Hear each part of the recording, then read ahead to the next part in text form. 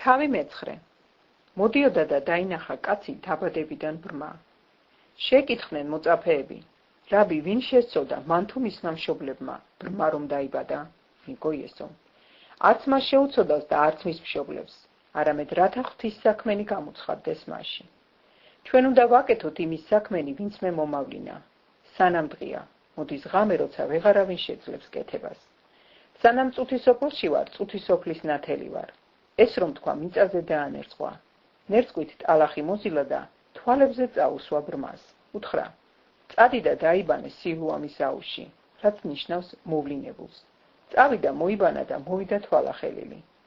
მეზობლებმა და მათ, ვისაც ადრე ენახათ, რომ მათხოვარი იყო, თქვეს. ეს ის არაა, რომ იჯდა და მათხოვრობდა. ერთი ამბობდნენ, ეს სწორედ ისაო. სხვებმა თქვეს, არა, მაგრამ იმას გავსო. მან კი თქვა, მე ვარო. მაშინ კითხეს მას, როგორ აგეხილა თვალები? მან მიუგო. კაცმა იესო რომ ქვია, მოზილა ტალახი, წამისვა თვალებზე და მითხრა, წადი სილუამს და მოიბანეო. წავედი, მოვიბანე და ამეხილა თვალები. მაშინ უთხრეს მას, სადაა იგი? მან თქვა, არ ვიცი. მიიყვანეს ფარისევლებთან ის კაცი წინათ რომ ბრმა იყო. შაბათი იყო ის დღე, იესომ რომ ტალახი მოზილა და თვალები აუხილა. ფარისევლებმაც კითხეს, თუ როგორ აეხილა თვალები. უთხრა მათ, ტალახი დამადო თვალებზე, მოვიბანე და ვხედავ.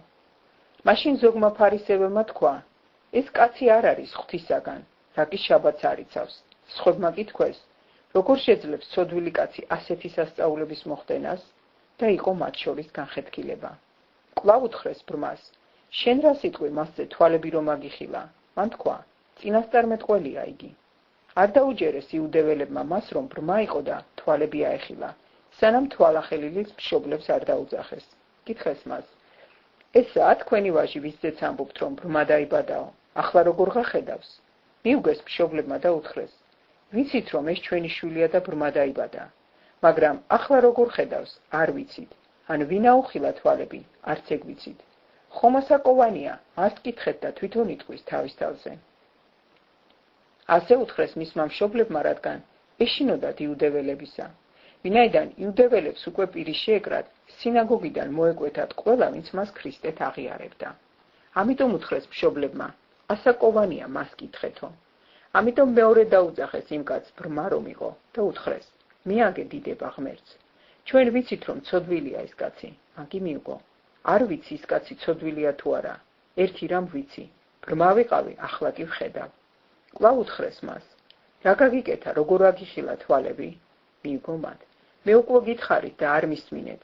რადგინდათ კვლავ მოსმენა? ანიქმნებ მის მოწაფეებად გახდო მაგსურთ. მათ კი გალანძღეს იგი და უთხრეს, შენ ახარ მისი მოწაფე, ჩვენ კი მოსეს მოწაფეები ვართ. ჩვენ ვიცით, რომ მოსეს ელაპარაკებოდა ღმერთი. ამაზე კი არაფერი ვიცით, საიდანაა იგი. მიუგო კაცმა და უთხრა მათ, საკურველი სწორედ ისაა, რომ თქვენ არ იცით, საიდანაა იგი, მან კი თვალები ამიხილა. ჩვენ კი ვიცით, რომ ცოდვილებს არ უსმენს ღმერთი, არამედ ვინც ღვთის მოშიშია და მის ნებას ასრულებს, იმას უსმენს. საუკუნიდან არ გაგონილა, რომ ვინმეს ბრმად დაბადებულისათვის თვალები აეხილოს. ეს რომ ღვთისაგან არ ყოფილიყო, ვერაფერს გახდებოდა. მიუგეს მას, შენ მთლიანად ცოდვებში დაიბადე და ჩვენ გვასწავლი და გარეთ გამოაგდეს იგი.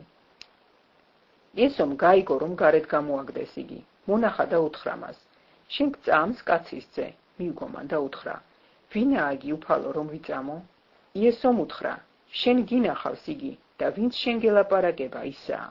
მან მიუგო, მე მწამს უფალო და თაყვანის წამას. უთხრა იესომ, განსასჯელად მოვედი ამ წუთის სოფელში, რათა ბრმებმა დაინახონ, მხედველნი კი დაბრმავდნენ. მასთან მყოფმა ზოგიერთმა ფარისეველმა გაიგონა ეს და უთხრა მას, ნუ თუ ჩვენც ბრმები ვართ. უთხრა მათ იესომ, ბრმები რომ ყოფილიყავით, ცოდვა არ გექნებოდათ, მაგრამ რა კი ამბობთ თვალხილულნი ვართო, თქვენი ცოდვა რჩება.